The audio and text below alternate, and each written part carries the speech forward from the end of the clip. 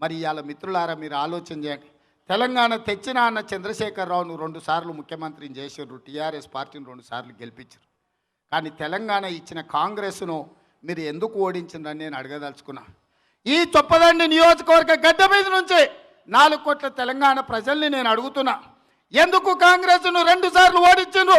ఇందిరమ్మ ఇండ్లు ఇచ్చినందుక, రైతు రుణమాఫీ చేసినందుక, ఉచిత కరెంట్ ఇచ్చినందుక, రాజీవ్ ఆరోగ్యశ్రీ పథకం పెట్టినందుక, ఫీజు రియంబర్స్మెంట్ పథకాన్ని అమలు చేసినందుక, మైనారిటీలకు 4% రిజర్వేషన్ ఇచ్చినందుక, మా ఆడబిడ్డలకు పావలా వడ్డీ 0 వడ్డీతో రుణాలు ఇచ్చినందుక, ఎందుకోసం కాంగ్రెస్ పార్టీని ఓడించిర్రని నేను అడుగుతున్నా.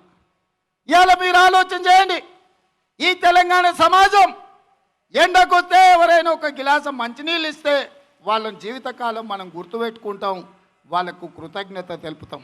కానీ 60 సంవత్సరాల తెలంగాణ బిడ్డల ఆకాంక్ష 1200 మంది బిడ్డల ఆత్మ బలిదానం చేసుకుంటుంటే ఏ తల్లి కూడా కడుపు కోతకు గురి కాకూడదని చెప్పి సోనియా గాంధీ గారు తెలంగాణ రాష్ట్రం ఇచ్చిండ్రు.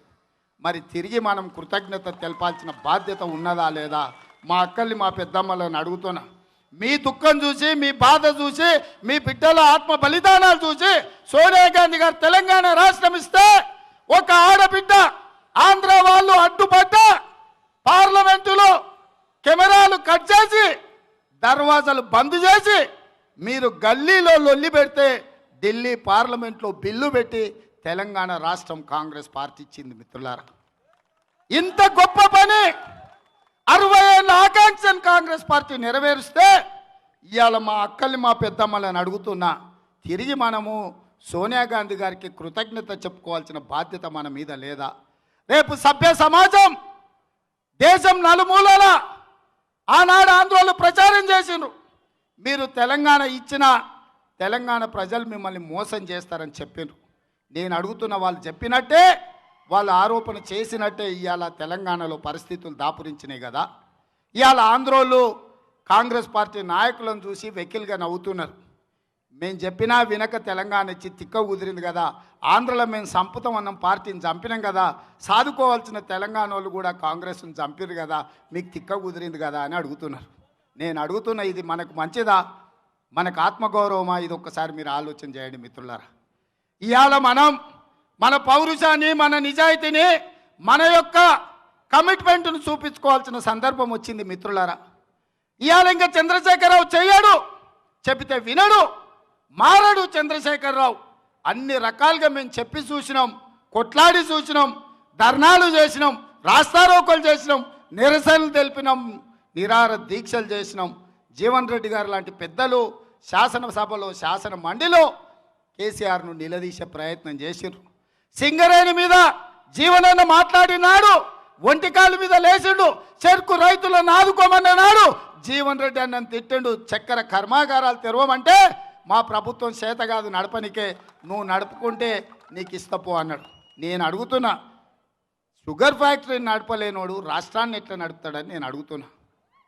ఇవాళ రైతులకు 10 లక్షల ఎకరాలు షుగర్ కేన్ పండించే రైతుల కోసం షుగర్ ఫ్యాక్టరీ నడపలేనోడు రాష్ట్రాన్ని ఎట్లా నడుపుతారని నేను అడుగుతున్నా. నిన్న మనం ఆ పోలీసులు తాగి బండి నడిపితే జైల్లో పెడతామంటారు. బాగానే ఉందా? నోట్ల పుల్ల పెడుతున్నావు, తాగిండో లేదో చూస్తున్నావు, తాగితే జైలుకు పంపిస్తున్నావు. తాగి బండి నడిపితేనే జైల్లో పెడుతున్నావు కదా, తాగి రాష్ట్రాన్ని నడిపితే ఏడబెట్టాలి చంద్రశేఖరరావు అని అడుగుతున్నా నేను. తాగి నడిపినోని చెంచల్ కూడా జైల్లో పెడితే తాగి రాష్ట్రాన్ని నడిపినోని అండమాన్ జైల్లో పెట్టాల్సిన బాధ్యత లేదా అని మా పోలీసులను నేను అడుగుతున్నా. అందుకే మిత్రులారా, ఇక ఎంత చెప్పినా ఒడవది. ఇక మన రాజ్యం మనం తెచ్చుకోవాలి, మన అధికారం మన చేతిలో ఉండాలి. ఇవాళ దొరల గడీలలో బందీ అయిన తెలంగాణ రాష్ట్రానికి విముక్తి కలిగించాలి. ఆయనకు నొప్పి అయిందంట, దుఃఖం వచ్చిందంట. తెలంగాణ ప్రజల యొక్క రక్త మాంసాలతో, చెమటతో కట్టిన పన్నులతో 5,000 కోట్లు పెట్టి ప్రగతి భవన్ నిర్మించుకున్నాడు. మనల్ని ఎవరిని రానియలే. ప్రగతి భవన్లో మనల్ని నిషేధించాడు. తెలంగాణ ప్రజలకు ప్రవేశం లేదు. మాకు కూడా ఎమ్మెల్యేలు, ఎంపీలు, ఎమ్మెల్సీలకు ప్రవేశం లేదు. తెలంగాణ ఉద్యమకారులకు ప్రవేశం లేదు. అమరవీరుల కుటుంబాలను దర్దాపులకే రాణిస్తలేడు.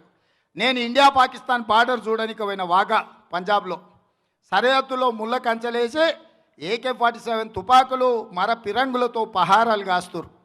అది ఇండియా పాకిస్తాన్ బార్డర్ కాబట్టి పహారా ఉందనుకున్నా. వచ్చి పంజగుట్ట చౌరస్తాకు పోతే అదే ముళ్ళ కంచెలు ఉన్నాయి, మర పిరంగుల పహారాలు ఉన్నాయి, AK-47 తుపాకులు పెట్టుకొని పోలీసులు కాపలా కాస్తురు. నేను అడగదలుచుకున్న చంద్రశేఖరరావును, నువ్వు తెలంగాణ ఉద్యమకారుడు కదా, తెలంగాణ బిడ్డవు కదా, 4 కోట్ల ప్రజలు నీ కుటుంబ సభ్యులు కదా, నీకెందుకు మర పిరంగుల పహారాలు ఉన్నాయి? ఎందుకు AK-47 తుపాకుల కాపలాలు ఉన్నాయి? ఎందుకు నువ్వు లోపల ఉన్నావు, మేము బయట ఉన్నాం, మమ్మల్ని లోపలికి రాణిస్తలేవు, మమ్మల్ని ఎందుకు నిషేధించినవని నేను అడుగుతున్నా. మమ్మల్ని ఎందుకు బహిష్కరించినావు ప్రగతి భవన్ల నుంచి అని నేను అడుగుతున్నా. ప్రగతి భవన్లో మా రక్తంతో మా చెమటతో నిర్మిస్తే మమ్మల్ని ఎందుకు లోపలికి రాణిస్తలేవని నేను అడుగుతున్నా. అంటే మన తెలంగాణలో ఆనాడు జేఏసీలు పెడితే జెండాలు కట్టింది మనం, దొరగారు వస్తే వంగొంగి దండాలు పెట్టింది మనం, రాష్ట్రం ఆలస్యమైతే ప్రాణాలు ఇచ్చింది మనం. కానీ ఇవాళ తెలంగాణను ఎవడెలుగుతున్నాడు, ఎవడి చేతిలో బందీ అయిందో ఆలోచన చేయండి మిత్రులారా. మన త్యాగాల పునాదుల మీద ఏర్పడ్డ తెలంగాణలో ముఖ్యమంత్రి అధికారిక నివాసంలో మనకు ప్రవేశం లేదు, మనల్ని నిషేధించండు. ఇంతకంటే దుర్మార్గం ఎక్కడైనా ఉంటుందా? ప్రగతి భవన్లకు పోవాలంటే మనకు వీసా కావాలన్నా, పాస్పోర్ట్ కావాలన్నా అని నేను అడుగుతున్నా. ఎందుకు మమ్మల్ని నిషేధించినావు? నువ్వు లోపల ఎవరిని కలుస్తున్నావు, ఎవరితో కుమ్ముక్కు అవుతున్నావు, ఏ కాంట్రాక్టర్ల కమిషన్లకు కక్కుర్తుపడ్డావు, ఏ తెలంగాణ ఉద్యమ ద్రోవులను ఆంధ్రాలో పార్టీ విస్తరించుకోవడానికి అందులో పంచపక్ష ప్రమాణాలు పెడుతున్నావు. ఎందుకు తెలంగాణ ప్రజలు నిషేధించినామని నేను అడుగుతున్నా. అందుకే మిత్రులారా, 4 కోట్ల ప్రజలు, ఉద్యమకారులు, అమరవీరుల కుటుంబాలు, విద్యార్థులు, నిరుద్యోగ యువకులు, తెలంగాణ మేధావులు ఆలోచన చేయండి, నిద్ర లేవండి. ఈ తెలంగాణ చంద్రశేఖరరావు కుటుంబ చేతిలో బందీ అయింది. ఈ బంధాలను తెంచాలి, ఈ సంఖ్యల నుంచి విడిపించాలి. తెలంగాణ తల్లిని విడిపించడానికి మనమందరం సిద్ధం కావాలి. ఈ సిద్ధమైతేనే తెలంగాణ తల్లికి విముక్తి కలిగితేనే మనకు ప్రజాస్వామిక తెలంగాణ, సామాజిక తెలంగాణ వస్తుందని నేను చెప్తున్నా మిత్రులారా. అందుకే మిత్రులారా, ఏ కరీంనగర్ గడ్డ మీద నుంచి అయితే శ్రీమతి సోనియా గాంధీ గారు తెలంగాణ రాష్ట్రం ఇస్తానని మాట ఇచ్చిందో, మాట తప్పని మడమ తప్పని నాయకురాలిగా పార్టీగా తెలంగాణ రాష్ట్రం ఇచ్చినాం. అదే గ్రౌండ్లో 9 తారీఖు నాడు మనం సభ పెట్టి సోనియా గాంధీ గారికి కృతజ్ఞత తెలపాలని మేము అడిగితే, ఇవాళ కరీంనగర్ కమిషనర్ 9 తారీఖు నాడు మీకు సభకు అనుమతి తిరస్కరిస్తున్నామని అన్నాడు. నేను ఈ వేదిక మీద నుంచి తెలంగాణ సమాజానికి, యువకులకు విజ్ఞప్తి చేస్తున్నా. మనవాడు మట్టికి పోయినా ఇంటోడు పోవాలని ఆయన చంద్రశేఖరరావు అన్నాడు. ఇవాళ కరీంనగర్ కమిషనరు ఒక ఆంధ్ర అధికారి.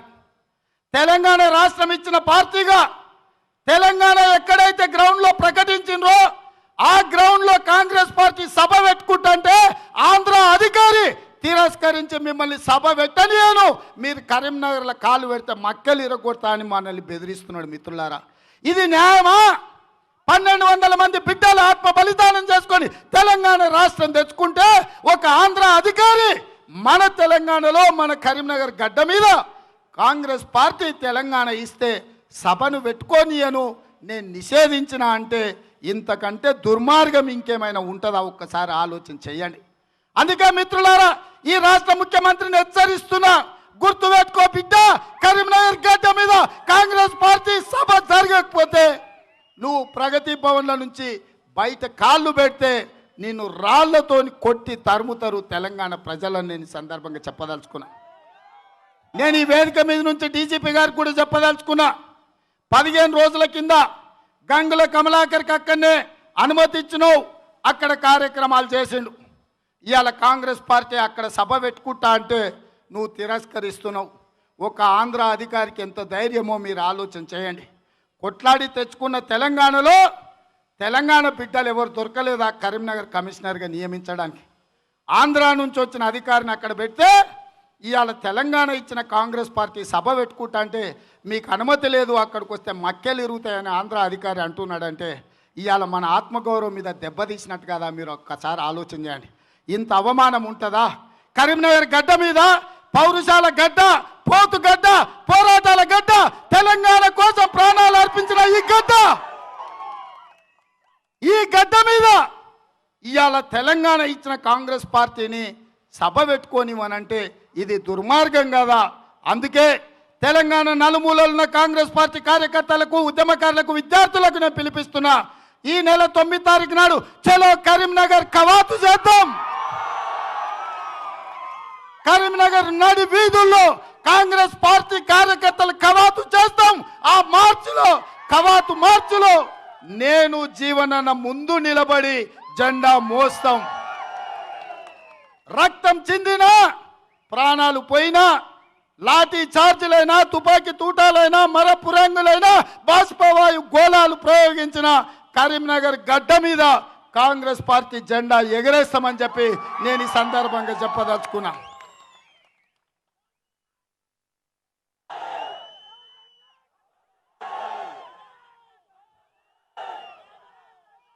దోపిడీ దొంగల్లారా, తెలంగాణ ద్రోహుల్లారా, ఇవాళ మీరు మమ్మల్ని నిషేధించమనుకుంటున్నారు, మా సభను పెట్టనీయమనుకుంటున్నారు. ఏది ఏమైనా అక్కడి సూర్యుడు ఇక్కడ ఉదయించినా, ఎన్ని వేల మంది పోలీసులను పెట్టినా, ఎన్ని లక్షల మంది టిఆర్ఎస్ కార్యకర్తలు నాయకులు వచ్చినా, ఈ నెల 9 తారీఖు నాడు సాయంత్రం 5 గంటలకు కరీంనగర్ నడిగడ్డన కాంగ్రెస్ పార్టీ సభ పెట్టి తీరుతుంది. ఛత్తీస్గఢ్ ముఖ్యమంత్రి భూపేష్ బఘేల్ అక్కడికి ముఖ్య అతిథిగా వస్తాడు. ఆ కరీంనగర్ కథన రంగంలో నేను జీవనన్న, పొన్నం ప్రభాకర్ గారు, శ్రీధర్ బాబు గారు, అంజన్ కుమార్ యాదవ్ గారు ముందలుండి కవాతు చేస్తాం, కాసుకోండి అని చెప్పి ఈ రాష్ట్ర ప్రభుత్వాన్ని హెచ్చరిస్తున్న మిత్రులారా, మీరందరు సిద్ధమేనా? మీరందరు సిద్ధమేనా? మీరందరు సిద్ధమేనా?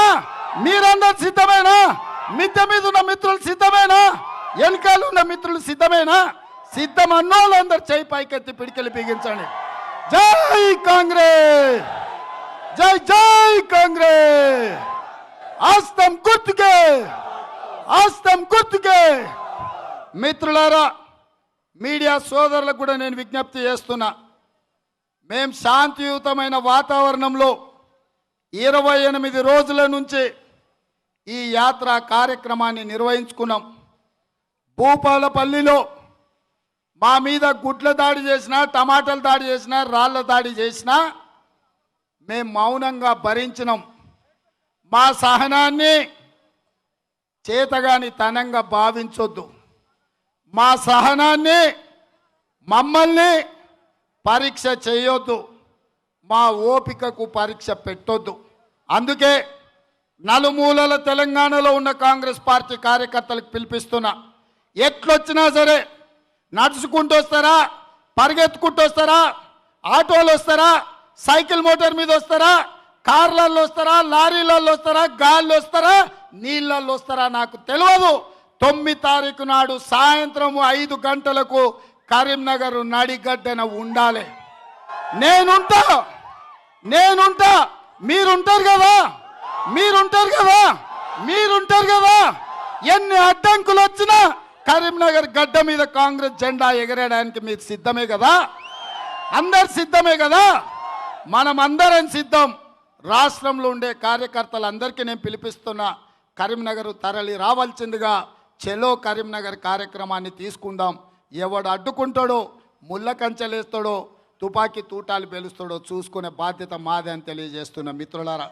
ఇప్పుడు నేను బాయ్ బాయ్ అంటే మీరు కేసీఆర్ అనాలి, నేను కేసీఆర్ అంటే మీరు బాయ్ బాయ్ అనాలి. సిద్ధమా? అందరు సిద్ధం కదా? Bye bye, bye bye, bye bye, bye bye. అక్కలారా మీరు కూడా అనాలి, మా అక్కల గొంతు వినిపిస్తలేదు. Bye bye, bye bye. KCR, KCR, KCR.